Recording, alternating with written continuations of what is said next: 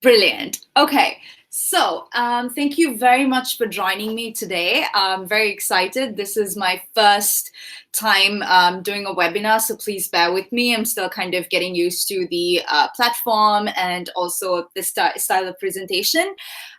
So I hope I can give you some information, and I'd like to start off by saying that a lot of the information that I've included here are my personal experiences and things that I have found to work for me.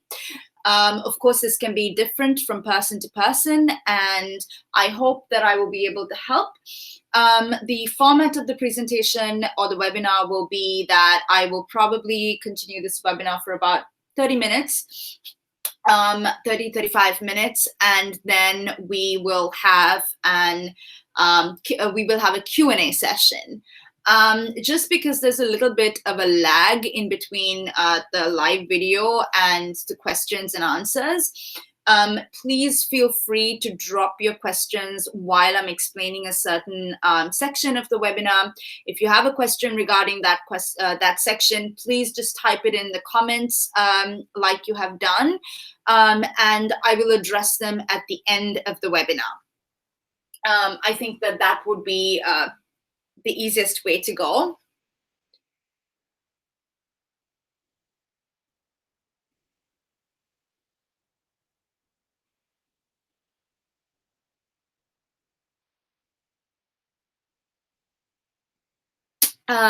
Yes. So I think it would be, it will be a good time to start now, and then anyone else that's joining us can join us in a couple of minutes and then catch up.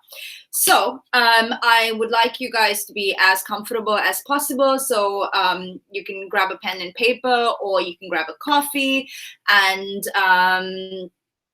I'll start off by introducing myself to you guys first.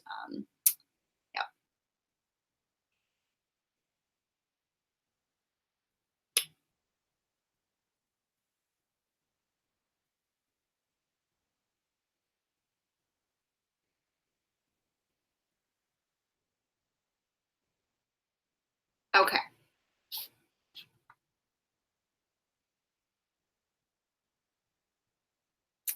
So before I introduce myself, actually, I thought I will speak a little bit about Global Changemakers. Global Changemakers is the platform that is organizing the webinar today. And my relationship with Global Changemakers started, I think, maybe around 2016 or 2017. I'm not sure. I joined Global Changemakers as I joined their Global Changemakers Summit in Switzerland, and that was how I got to know about Global Changemakers, and you will find out how that is tied into my life later on. So Global Changemakers is a youth empowerment platform. They provide a lot of assistance to young people to help them with their social enterprises and social advocacy work. And if you are involved in any of these areas, I would highly recommend that you take a look at their website, and maybe you'll be able to learn a little bit more about Global Changemakers, and it might be able to it might be of a lot of use to you guys. So all right, let's get started on to the next slide.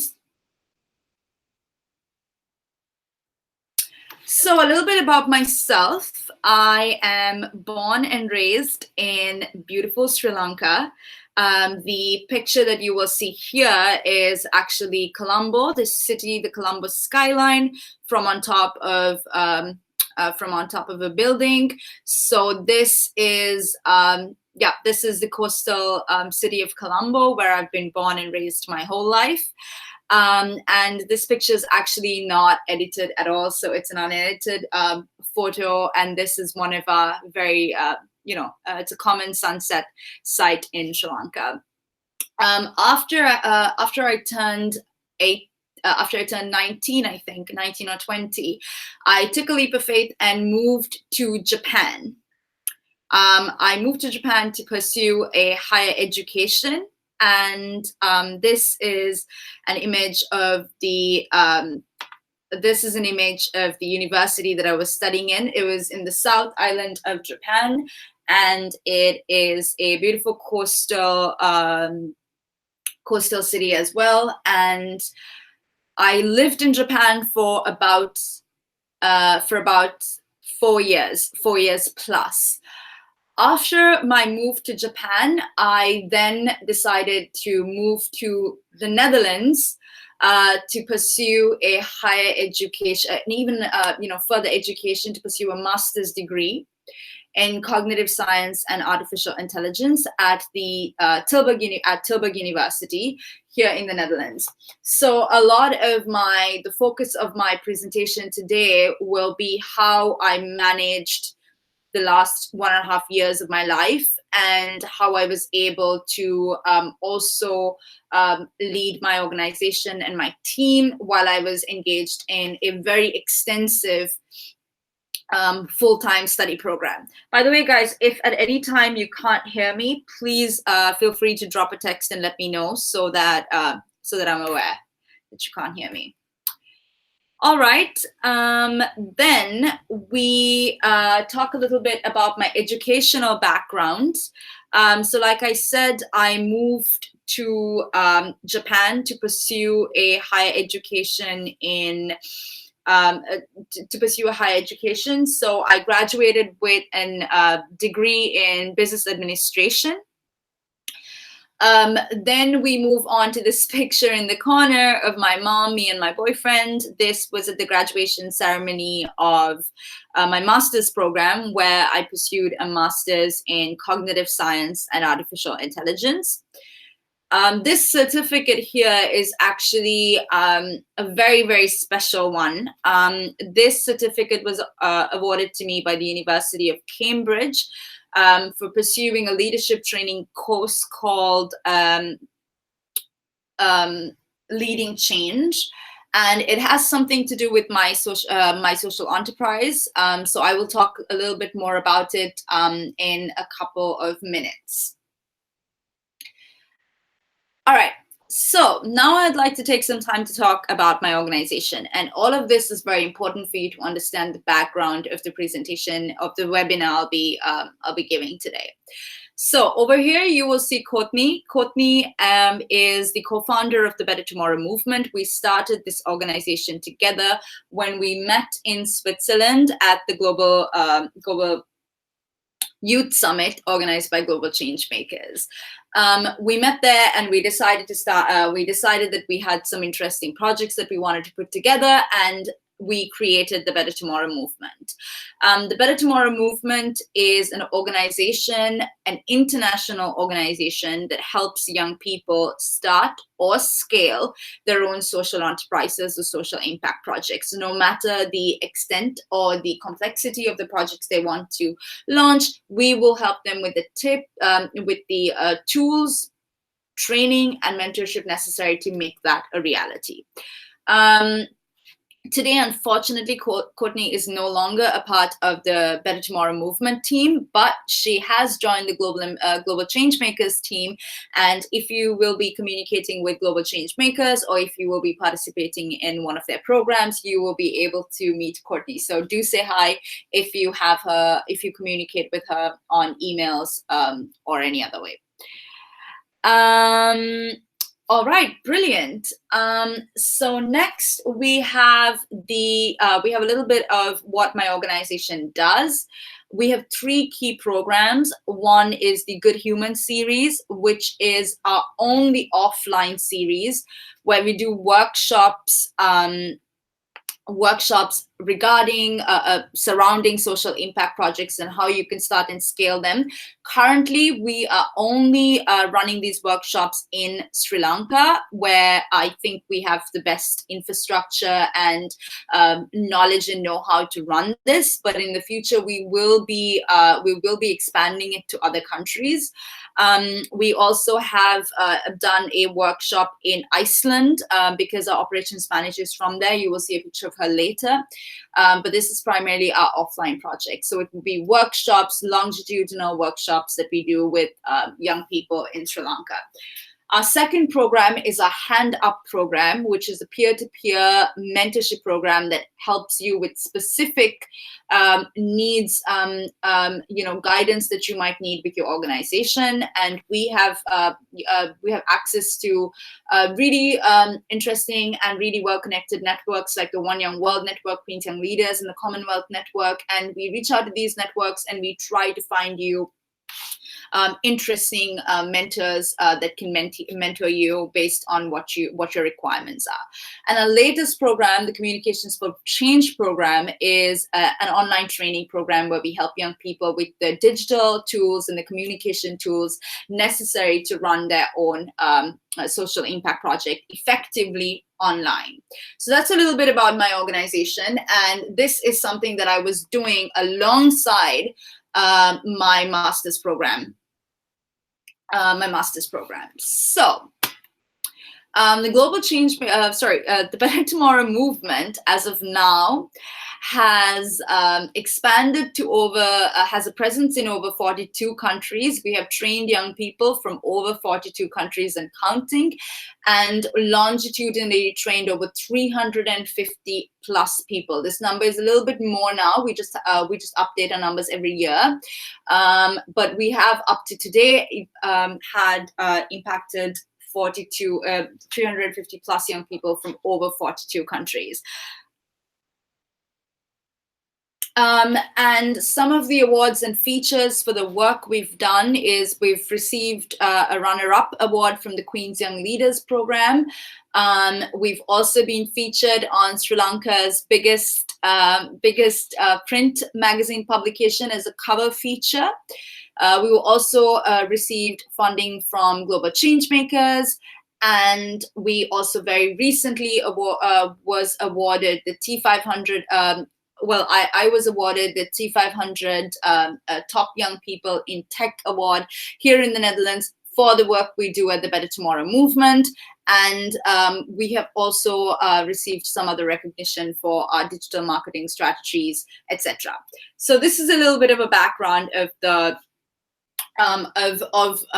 myself and what led me to be giving you this this workshop today. By the way, Rihanna, it's super nice to find out that you're a Queens and Leaders too. Maybe we should connect after the webinar. So that's nice to know. Okay, so today I will be talking to you a little bit about how I managed to juggle all of this and also scale TBTM to where it is today while pursuing a very challenging master's program. I come from a business background. My undergrad was in business administration, and deciding to change over to cognitive science and artificial intelligence was like taking a fish out of the water. I had absolutely no idea. Everyone was speaking a language I didn't understand. The learning curve was very, very steep, but somehow I managed to make everything work. And hopefully, if you are in a situation like I was, or if you are in somewhat of a similar situation, some of the ways that I managed to address these issues will help you with addressing yours as well, I hope. All right, so okay, how about we take a little bit of time to see if anyone has any questions about anything I spoke about right now. If yes, please let me know.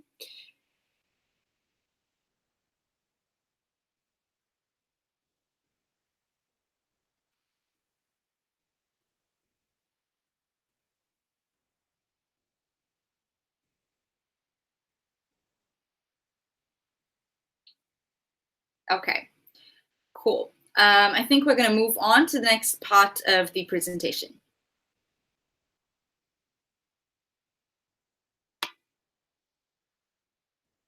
All right. So when talking about my the 8 tips that I have, I decided that I will start by breaking this down into 2. So the first section of my presentation will talk about tips that might be able to help you as an individual, manage your time, maximize your effectiveness, and also get as much as you can for the time that you spend. So the first few tips are applicable if you have a social enterprise or social startup or not. Right. So number one is quite obvious. It's planning.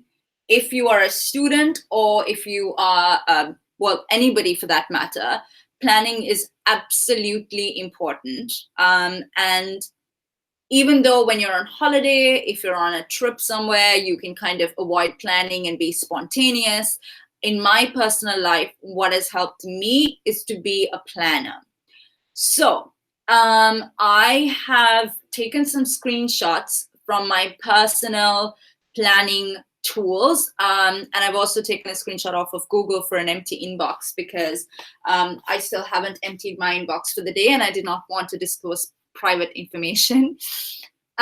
So these are the tools that I use on a day-to-day basis to manage my time. One of the, by the way, Rihanna, I saw your question. I will address that towards the end in the Q&A session since I kind of skipped over that right now. Okay, so these are the tools that I use on a day-to-day basis. If you look at them, they're very basic. There's nothing special about them, and everyone has access to these tools. But I just want to kind of talk you through how I have managed to use them. So how I would start my week or month or day is every time I have an event or anything that I'm supposed to do, first of all, it goes over to my calendar that you see here. And it will usually have any information. So this was a couple of months ago when I had some free time. So I really planned out my day. As you can see, I planned out breakfast and yoga for the mornings, etc. And this was during some time when I had some extra time to wake up at 8 o'clock and 9 o'clock.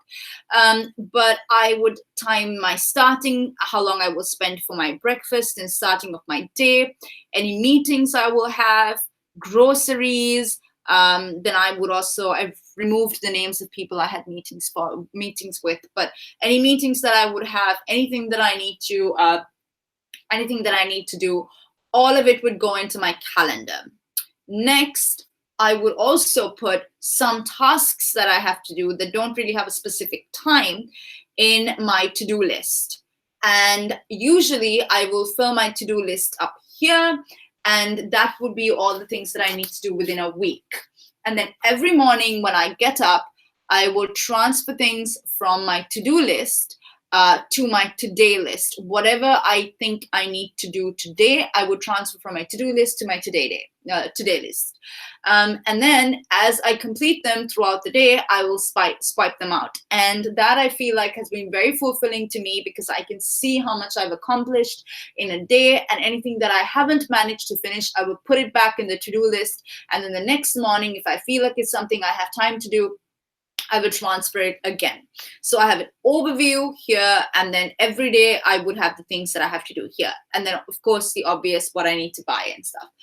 Another very important thing that I felt like I have that has helped me is, especially when you are working with an international organization like I do, I get 1,000,001 messages. Well, not 1,000,001, but I get quite a lot of emails from different people, and sometimes I can't keep track of it. And what I used to do was I used to have this inbox that was full of emails that would have read emails, unread emails, unresponded emails, emails that I've responded to, everything. And I couldn't keep track of who I've responded to and who I haven't. And I felt like a very important thing to do when you're working with different organizations, or even just for your personal growth, is to really make sure that you get back to anyone that has reached out to you. You make sure you don't miss any of your appointments, and you make sure that you're on time for your appointments. So what I did after a while, when I kept missing, getting back to people, missing out on opportunities because their email slipped out, I started to follow a system where every day I will respond to all the emails in my inbox and archive everything that I've responded to and leave unarchived anything I haven't responded to. So I know what has been responded to and what I have to respond to. And if there's anything that I need to do in order to respond to those emails, then they'll be left over until I can do them. And once I've done them, I respond, and then I archive the email. And Google Gmail has this very cute feature where they tell you that you're all done once you've responded and archived all your emails. And I think it's very lovely to see that your inbox is empty. You have responded to people, you've reached out to people, and especially when we're young, it's very important to be to make the time to respond to people who have taken the time to communicate with you. So I try to respond to all my emails within 1 week. I never leave anything for longer than a week. And anything that needs responding, I respond to at least within a week, unless I especially cannot. Another important trick that I do is I use my notes app as an idea dump. So any ideas that I have about my organization, about school, about meetings, anything that I have, I do not keep it store it in my head. I always write it down in my notes app, and then I completely forget about it until I have to refer to it again. This saves a lot of space in my head for me to think about, my studies, think about learning new code, learning new projects, anything else that I need to learn. And I don't have to remember anything, because everything is not, remember anything to do with my organization or any other meetings, because everything is listed down in notes. I know this is very basic and it seems easy to understand, but there's a lot of people that struggle with having a basic plan where everything works for them. So this is how I organize my entire life. So a lot of the things that I've been able to accomplish over the past year and a half in a short period of time is because I had organized my entire life to a T. Number 2 is editing my life. I know that's a bit of an abstract phrase, but I really try to make changes in my life wherever necessary. So if I feel like I'm not eating healthy, I would try to eat healthier so that I have the energy to do a lot of things, and I'm able to give 100% to the things I do. Exercise, etc. And I'm also a bit of a minimalist. I like to have clean, clear spaces. So as you can see here in my room, it's basically nothing. It's very clean and tidy, and that's just how I like to have my environment. So I arrange it the way I like it.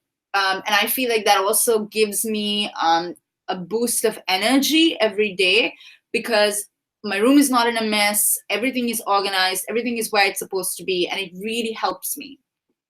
And more importantly, building a routine. I don't remember who said this, but there is a phrase that says,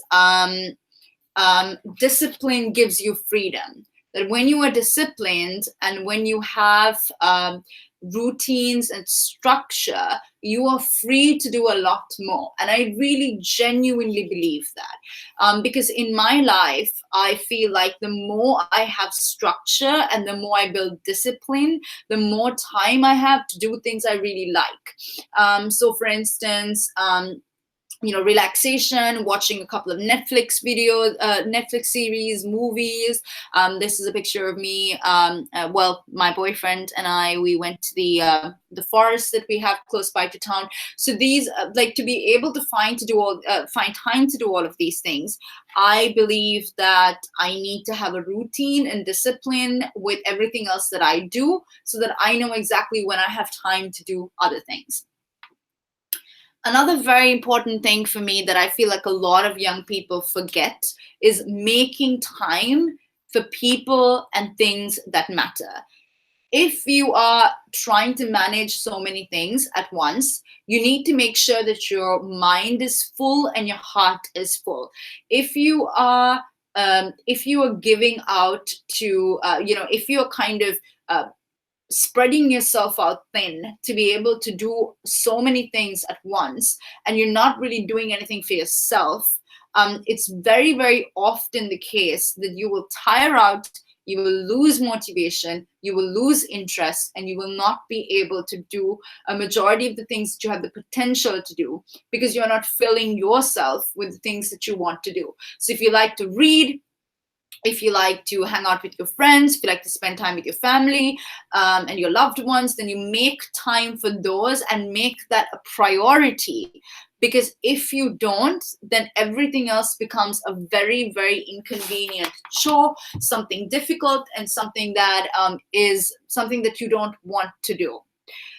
So for instance, I live away from home. I live in the Netherlands now, like I told you guys before. So I would usually speak to my mom while I'm commuting or when I'm walking around town, when I'm buying my groceries, if I'm walking somewhere, if I'm working out, if I'm on a treadmill, I will speak to my mom then, because I'm killing two birds at one stone, and I'm also being able to catch up with the people that matter to me, and I find a way to fit that into my schedule. So if you use public transport like I do, you can always be on the phone while you're on public transport, or if you drive, you can always do that. If you're walking like I do most of the time, then you can always speak to your family, your friends, if they have time. Use those times to be able to speak to them. That way you can get a lot more done in your day. The final one I have to say is being able to say no, especially when you're young and you have a lot going for you. Sometimes you have a lot of different opportunities that come your way.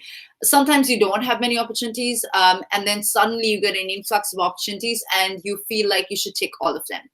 But if you are going to manage if you're going to manage a lot of different things at once while studying, it's very important that you prioritize and you pick and choose which opportunities, which people, which things you say yes to, and which things you say no to. And that's something that I have had to learn, and that's something that I think has immensely, immensely helped me.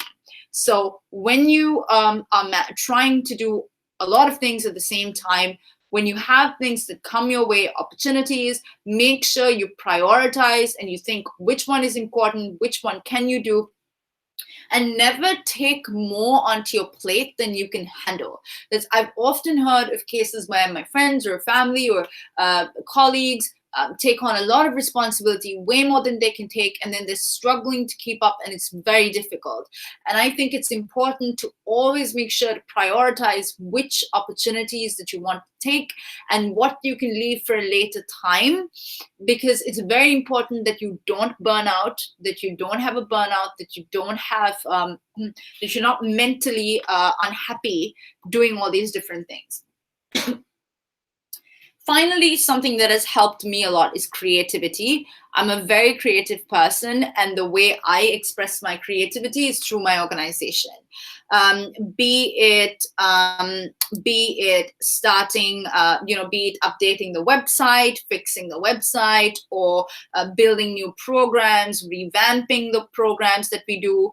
All of this really is a creative outlet to me, and it has helped me so much. And I personally think that having a creative outlet, whatever it may be, if you are a painter, if you like hiking, if you any creative outlet or any outlet that puts you amongst creativity, really helps you boost your mind and boost the amount of ideas that you can produce.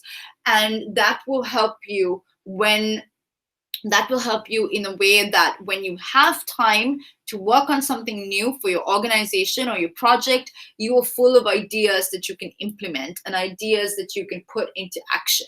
So I really think creativity is very important, and it's been something that has played a huge role in my ability to be effective in the work that I do. So now I will talk a little bit about tips for your projects. This is for anyone that has their own social startup or is planning to start their own organization and trying to figure out how you can manage all of this. Just give me a quick second until I have a sip of water. Okay, so one of the main tips that I have for you, and I think this goes for both your personal life as well as your organization, is mentorship. I cannot begin to to stress how important mentorship is. The Queens Young Leaders Award, with the Queens Young Leaders Runner-Up Award, which I won last year, opened my eyes to the world of mentorship.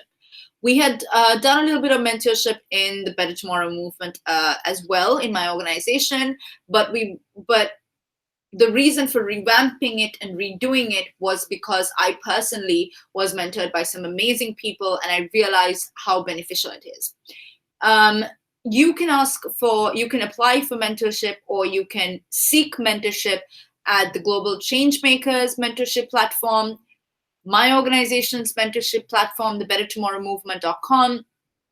Or you can do it yourself, where you go on LinkedIn and you reach out to people that you think might have the skills and the expertise that you may require mentorship and guidance in. Send them a message and be like, hey, I would love to speak to you a little bit more about your organization, or a little bit more about the work you do. And once if you are able to secure a call or a meeting with these people, with someone that you reached out to on LinkedIn, then you can ask them if they would be open to kind of guide you over a long-term period of time, over maybe an hour call once a month, and just catch up and help you with any specific skills or any specific guidance or training that you require. Right. By the way, guys, if you have any specific questions, please feel free to drop them down below so that I can address them later on in the conversation. Next, and the most important thing, is building a team. Building a team has been exceptionally important and has been something that we struggled with for a while, because we work internationally and we have people working from all over the world. So for instance, we have Ruth, our operations manager, who works from Iceland, Paola, who works from Italy, Donna Pabasara, who works from Colombo, and Balkis, who's been in between the US for a while. So it's been quite, so now I feel like we've gotten together the right team. And because we have the right team, it's much easier for work to get done, because my team is skilled and they're capable. And we've also had a really good team last year, because they're all students. It kind of, it kind of changes. But all between the past year and a half, we've had a great team together, and it's easy because I'm able to delegate tasks. Delegating tasks gives you time to do things, to do more things in your life. If you are someone that's very controlled of what you want to be in charge of, the tasks that you want to be in charge of, it's very difficult to find. It's very difficult to manage your time, because you're kind of micromanaging everything. Build a team that you're very, very confident in, and then delegate tasks. It's very beneficial for your team as well, because they are given real tasks that they can work on, that stimulates them intellectually, and also pushes their experience and their skills forward. And it's also beneficial for you, and it's also a great way to grow an organization together. And because of this amazing team that we have put together, I feel like TBTM, my organization, the bettertomorrowmovement.com, Better Tomorrow Movement is stronger and growing stronger and stronger day by day, because we were able to put together a strong team. So one of the ways that you can build a strong team is set up a pod, but yeah. So one of the ways that you can build an international team is, one, through networking. So if you go to any conferences or any kind of events abroad, events abroad, kind of keep an eye out for people that you find interesting, and then maybe you ask them if they're interested in joining your organization. Or you could put out an application on a platform like Opportunity Desk, which I think is incredible. it has a lot of visibility, and there's a lot of people that apply for opportunities that have been posted on there. So if you're looking for an international team, a good way that you can find one is by posting on a platform like Opportunity Desk. There's also youth opportunities and a couple of other organizations, and I can put them down in the comments below so that you can refer to them. And of course, LinkedIn. So kind of like quote unquote headhunting your team. You go and look at people that you think might be interesting, and then you can ask them if they're interested in joining. So I also think, that you can start off with one person in your team, and then if that person has any ideas of other people they think might be interested, you can also grow your team that way. For us, we primarily started off with Opportunity Desk. And once we grew quite an international audience and an international team, we started getting applications to join our team from people all over the world. But a big way that we have managed to increase our global presence is using online tools like Youth Opportunities, Opportunity Desk, and a bunch of others, very similar organizations, and posting opportunities that we have on there to attract an international audience. Finally, online tools. My whole, TBTM, our organization, focuses very strongly on digital tools. And I personally think the digital tools play a huge role in how successful managing a team of international people can be. All our operations, every single aspect of our operations is done on Google Drive, which is a very simple open source platform that anyone can use. Of course, there's much more secure, better, maybe more, stronger cloud services out there, probably like OneDrive and a couple of other options. But personally, Google Drive has worked fine for us in terms of also usability, and we basically operate on Google Drive, and anyone in our team has access to everything at the same time and can work on documents at the same time, can build and improve, comment, everything at the same time. And Google Drive, if used to the fullest of its potential, is a great tool to build an international team and manage an international team. Secondly, Appearin is also a great platform where you can have very simple video calls. You don't have to have a Skype account. You don't have to have a Google Hangouts account, a Google account. You just send someone a link, and when they click the link, they should be able to get in a conference call with you and with 4 other people for free. So that's also a great tool that we use to chat with our team members and to have meetings with external parties. And it has helped us in the sense that it's quick, it's easy, it's cost-free, and it is, and it helps us communicate face-to-face. Finally, we have Buffer, which is also a really, really cool platform where if you are using social media for your organization and you have several social media platforms, Buffer is a tool you can use to kind of publish your posts on all the platforms at the same time with one click. So it really cuts down the time that it takes for you to go on different platforms and upload different things at different times. And a combination of these tools and also constantly finding new tools has significantly helped in the management of my organization, especially while doing a lot of other projects and things on the side. These tools make it easier, faster to get things done, and I'm able to focus on other things as well, like my education, and which takes a lot more time, and also spending time on things that I genuinely like to do that have nothing to do with education or my organization. All right, so that seems to be the end of the presentation. So I'm back in video form, and I would love to see if you guys have any questions, and if you don't, we can also maybe I'm trying to access your questions here. But yeah, I'd love to see if you guys have any questions, and if you do, I'm happy to answer them.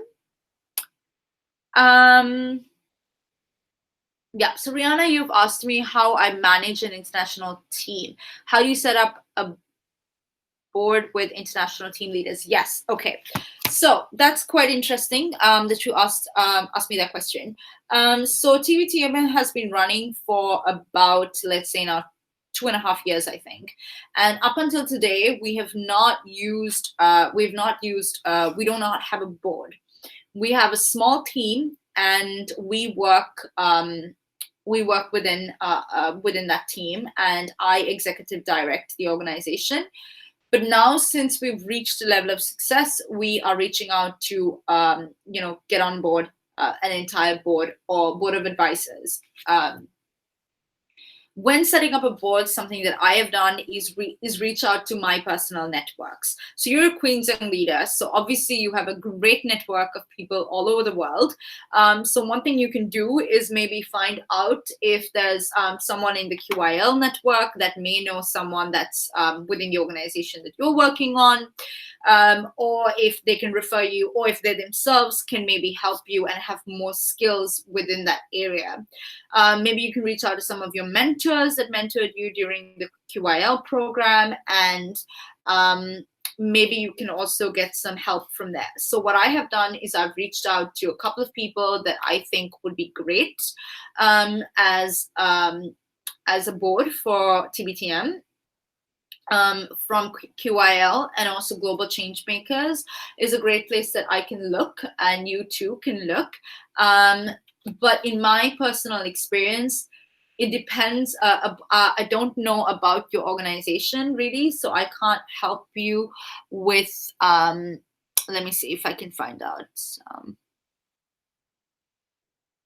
Yeah, so your organization is focusing on dementia, and I think for you it's important to have a solid board of psychologists or doctors that work with memory issues, etc. So probably reaching out to someone in the QIL space that might have access to people that work within that sector or within that area might be a way that you can reach out. So really reaching out to your networks and finding out if there's anyone in your network that can help you is something that I have found to be extremely useful for me. I hope that helps. Let me know if you have any questions. Yeah. I also have, I also know a couple of people that have that work with mental health, work around mental health.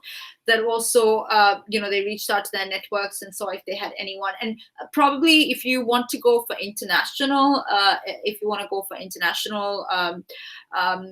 doctors, it may be a little tricky based on if you have the right people to connect you to those people. But you can also reach out to doctors within your local communities and and probably pursue something that way as well. But I'm very, very confident that you might be able to find someone through the Queens Young Leaders Network. So maybe you can look there. And yes, sure, add me on LinkedIn and then we can chat about it a little bit more. Okay, so it seems like we don't have any other questions. So I hope this was very useful. I know a lot of people access the live webinars after the webinars are over, and kind of you skip through, you kind of go over them when they're live on YouTube.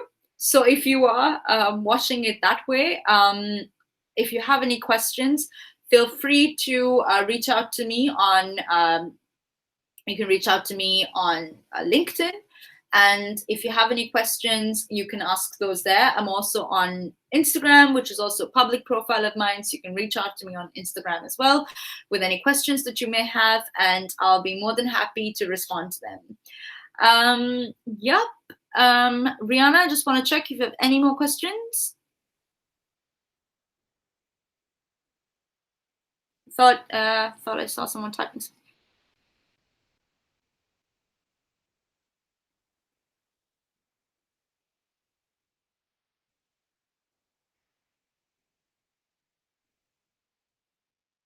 Oh, yes. Let me just go over and see what you had asked me.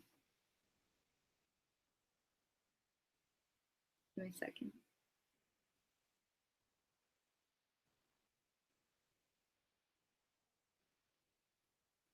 Yes. Yes, we do. We partner for now. We have two ways we partner. When we run our offline projects in Sri Lanka, we partner with local cafes and local co-working spaces, and local spaces that provide us their space for free, and that has been incredibly helpful to us, because we don't have to pay for the space when we host workshops. We also partner with the people. We've also recently started another big partnership with a tech organization, which kind of helps us with our focus on digital. So we do reach out to local organizations in Sri Lanka and partner with them. With regards to international partners, we currently don't have a reason to partner with organizations internationally for now, given the way we operate. But we do partner with individuals to help us with our Communications for Change program, to help us with our mentorship and a mentorship program, etc. So then when we partner with individuals, it's often on the basis of exchanging skills and knowledge. But if you mean partnering with organizations, we do it in Sri Lanka.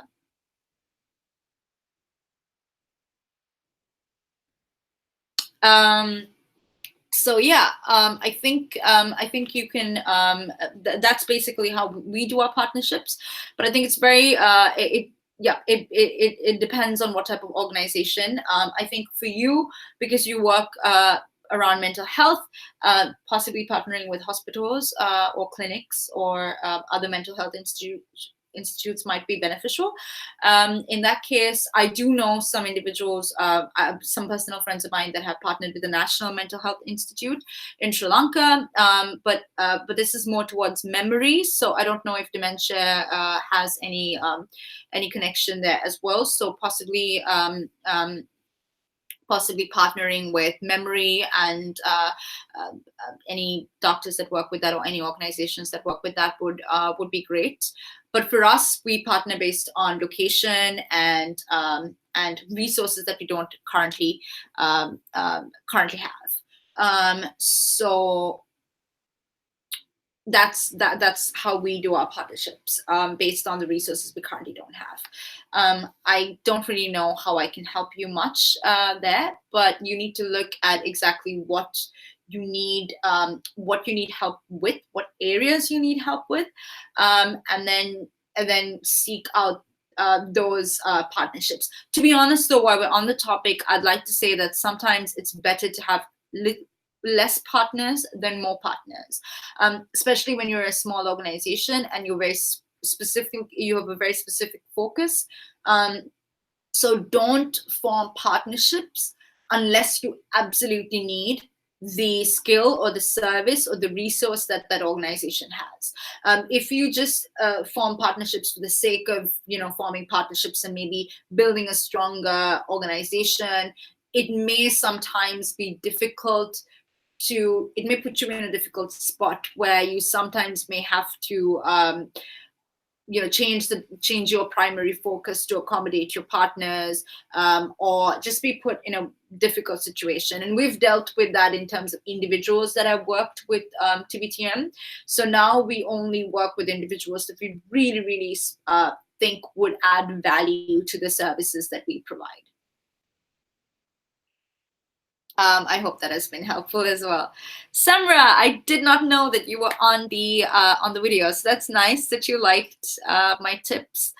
And yeah, let me know if you find them useful. Like I said, these are very basic tips and tricks, but these are things that I feel like when done right and when done together, it interconnected with all these different, when done together, it really, really helps you and gives you a lot of time and gives you a lot of energy to work on the things that you have to do while actually enjoying your life. So I really hope that that my tips helped.